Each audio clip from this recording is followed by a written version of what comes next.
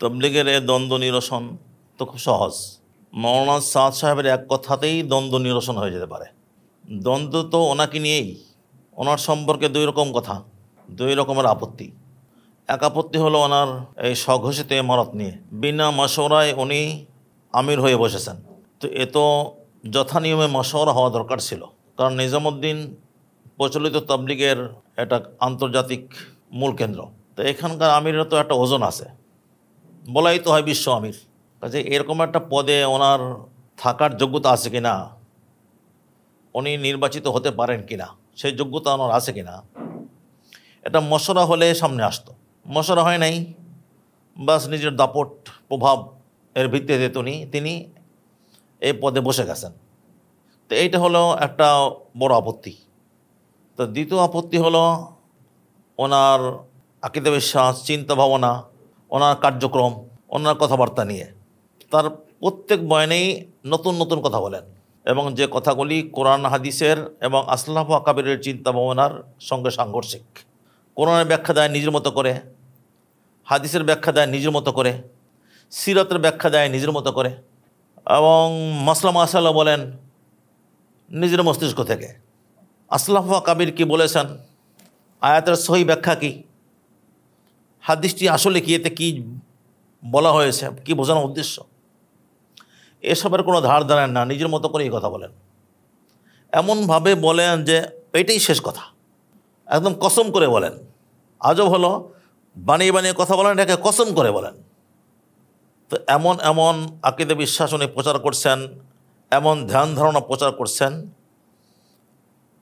হাদিসের কোরআনের অপব্যাখ্যা দিচ্ছেন, যে কারণে যারা মুহাক্কিক ওলামা তাদের দৃষ্টিতে যে উনি যদি এগুলি বিশ্বাস থেকে বলে থাকেন তাহলে উনি আহলুস সুন্নাহ ওয়াল জামাতের মধ্যে নাই। এমনি যদি এটা কথাবার্তা বলতে গিয়ে ভুল হয়ে থাকে, বাস তাইলে তো এটা ওনার অসতর্কতা, এবং এটাকে আমরা অত গুমরাহির পথে নেব না, বলবো না এই কথা যে উনি গুমরাহ হয়ে গেছেন। যদি এটা কেবলই ওনার হয়ে থাকে, মানে বলতে গিয়ে কথা ভুল হয়ে গিয়ে থাকে, সাবকাতুল লিসান, কিন্তু এটা তা মনে হয় না। মনে হয় না এই জন্য উনি তো খুব শক্ত করে বলছেন, কসম করে বলছেন, বারবার বলছেন একই কথা।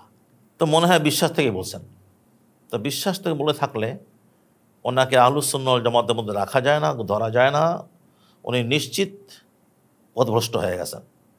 তো যেহেতু ওলামার আপত্তি দুই কারণে, তাই ওনার উচিত সুস্পষ্টভাবে ঘোষণা করে দেওয়া যে আমি এই পদ থেকে সরে গেলাম। দেশের বাইরের যারা মুহাক্কিক পরহেজগার ওলামা আছেন তারা মিলে মশওরা করে কাউকে আমির বানাক, আমি তার অধীনে কাজ করব। উনি উভয় পক্ষের ওলামার হাতে মশওরা ছেড়ে দিক, তারা বসে মশওরা করে সিদ্ধান্ত নেবে কে আমির হবে। এমনও তো হতে পারে যে ওনাকে এবার বানানো হবে, তো হতে পারে যে উনি যদি তওবা করেন এবং ভুল স্বীকার করে নেন তাহলে তো এটা হতে পারে। বাকি ওনার নিজের সরতে হবে, নিজের ঘোষণা দিতে হবে যে আমি ছেড়ে দিলাম, আপনারা মিললে মশওরা করেন। এটা ওনার নৈতিক দায়িত্ব। নৈতিক দায়িত্ব এই কারণে যে ওনাকে কেন্দ্র করে সারা পৃথিবীতে ফিতনা ফাসাদ ছড়িয়ে পড়েছে, মারামারি হানাহানি লেগে গেছে, খুনোখুনি হচ্ছে। তো উনি কেন এই খুনোখুনির দায় নেবেন? আমাকে কেন্দ্র করে সারা বিশ্বে মারামারি হানাহানি, আমার মধ্যে মনুষ্যত্ব থাকলে আমি তো নিজে উদ্যোগী হয়ে মিটমাটের চেষ্টা করব। তো এই হলে একটা পন্থা যে দ্বন্দ্ব নিরসন হতে পারে। শাহ সাহেব নিজেই যদি উদ্যোগী হন এবং পথ থেকে সরে দাঁড়ান, বিষয়টা মীমাংসার ভার সারা বিশ্বের যারা সুযোগ্য পরহেজগার ওলামা তাদের হাতে ছেড়ে দেন। দ্বিতীয় নিরসনের উপায় এই হতে পারে, উভয় পক্ষের ওলামা এক জায়গায় বসুক। ওই পক্ষে তাদের তো দাবি যে তাদের পক্ষে ওলামা আছে, কে আছে তারাই জানে। যদি থেকে থাকে তাহলে তারা এই সুরামি নিজামের যারা ওলামা আছে এই তাদের সঙ্গে একসঙ্গে বসুক, তারা আলোচনা করুক, পর্যালোচনা করুক, যেসব বিষয়ে আপত্তি সেগুলি সামনে আসুক, এই আপত্তিগুলি কতটুকু সঠিক বেঠিক তা নিয়ে আলোচনা হোক। তো তো আলোচনায় প্রভাবশালী কোনো আলেমকে মীমাংসাকারীও রাখা হোক। তো যদি তারা নিজেরাই উদ্যোগী হয়, উভয় পক্ষের ওলামা ইকরাম যদি একসঙ্গে বসেন, তাহলে আমি মনে করি, আশা রাখি যে সুরাহার একটা পথ বের হয়ে আসতে পারে। যাক, উপায় তো আমি মনে করি এই দুইটাই।